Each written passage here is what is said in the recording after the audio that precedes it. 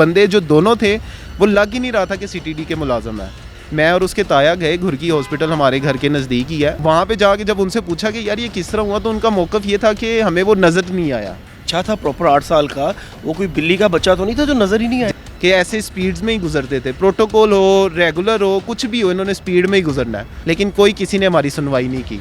अस्सलाम वालेकुम नाज़रीन, मैं हूं आपका मेज़बान उमर बलोच और आप देख रहे हैं उर्दू वायरल। नाज़रीन, एक इंसिडेंट होता है, एक हादसा होता है और इतना अलमनाक हादसा कि सीसीटीवी फुटेज आप देख सकते हैं। एक 8 साल का बच्चा जिसको एक पुलिस का डाला बेरहमी से कुचल के आगे बढ़ जाता है। पहले उसको सेफ्टी गार्ड से हिट करता है और स्पीड इतनी ज़्यादा होती है कि वो 2 टायरों के दरमियान में बच्चा आता है और वो मौके पे जो है वो बच्चा दम तोड़ जाता है। नाज़रीन, इंतहाई अलमनाक, इंतहाई दुख भरी दास्तान है।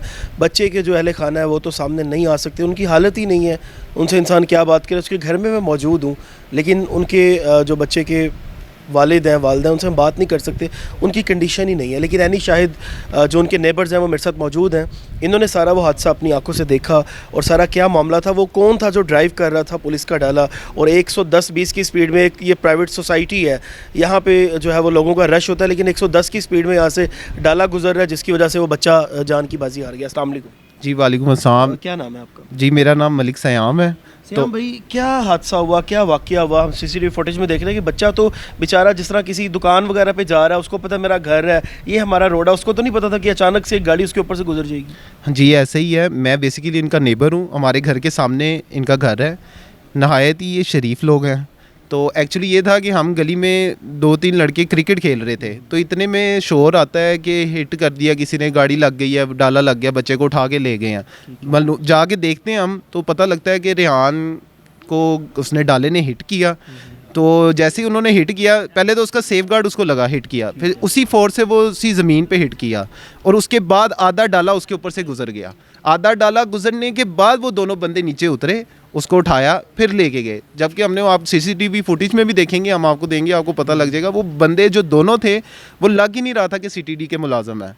यंग एज, ना उनकी कोई बियर्ड, ना कोई उनकी मुस्टैचू, कुछ कोई चीज़ नहीं थी, ना मुझे तो लग कुछ भी नहीं। वो सिविल कपड़ों में थे, जस्ट एक नॉर्मल आप ट्राउज़र और शर्ट पहनी हुई थी, वो भी वो उनके जो यूनिफॉर्म का हिस्सा होता है वो वाला नहीं, जस्ट रैंडम जैसे हम पहनते हैं वैसा उनका यूनिफॉर्म, कैजुअल ड्रेसिंग थी। वो यंग लड़के, ना उनका कुछ भी नहीं था, हमें तो यकीन भी नहीं था।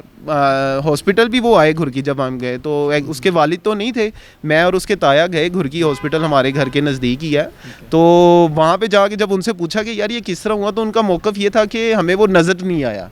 नहीं, वो एक बच्चा था प्रॉपर 8 साल का, वो कोई बिल्ली का बच्चा तो नहीं था जो नज़र ही नहीं आया? जैसे आप एग्जैक्टली जैसे आप कह रहे हैं ना, जैसे आपने मेरे से क्वेश्चन, मैंने भी उनसे उसी तरह क्वेश्चन किया कि यार आपको किस तरह, बस उनका मौक़िफ़ था ना, गलती थी उनकी।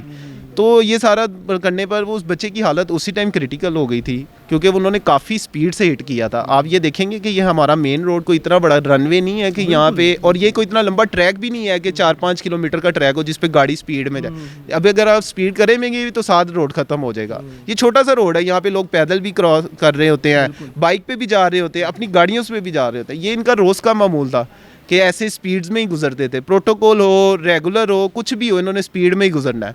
और वो तो यंग बच्चे थे, मुझे तो लग रहा है उसके पास एक्सपीरियंस ही नहीं होगा जिस स्पीड से वो चला रहा था। बात है, हम भी पकड़े गए हैं, वो गिरफ्तार हो गए हैं। हाँ जी, पुलिस ने पकड़ा तो है, उसी बंदे को पकड़ा है जिसको, क्योंकि मैंने देखा था उसको मौके पे, वो बंदा वही था, पकड़ लिया उन्होंने। लेकिन हमें अभी तक इतना कोई कंफर्म नहीं है कि उसको बिल्कुल एंड तक लेके जाएंगे। हमारी सिर्फ यही रिक्वेस्ट है कि उसको पूरा एंड तक पता चले कि उसको, उसने गलती की है, उसको सज़ा मिलनी चाहिए। कोई डीएसपी, एसपी, कोई वज़ीर आला साहिबा जो है वो हमारी बड़ी मुतहरिक हैं फील्ड में, उसके अलावा कोई आईजी साहब, डीआईजी साहब, कोई आपका मुतलका एमएनए साहब, कोई एमपीए साहब?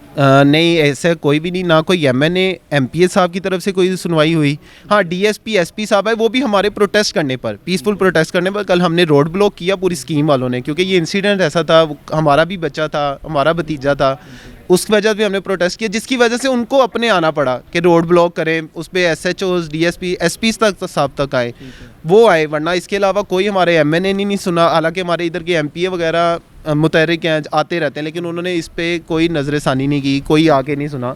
तो हमारे रोड ब्लॉक करने की वजह से पुलिस वाले आए, वो अपना रोड क्लियर कर। हाँ, उनको सिर्फ ये प्रेशर था कि रोड क्लियर करना है। उनको ये नहीं था कि इनका बच्चा मर गया है जो चले ताज़ियत के लिए चले जाते हैं, उनको सिर्फ रोड का प्रेशर था कि रोड क्लियर करवाएं, रोड क्लियर करवाएं।